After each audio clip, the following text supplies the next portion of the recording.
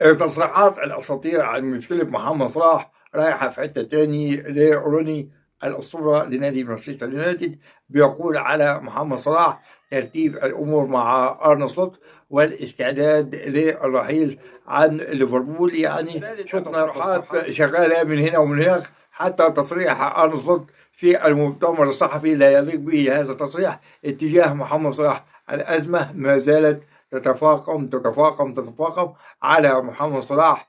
الاستعداد للرحيل آخر الموسم.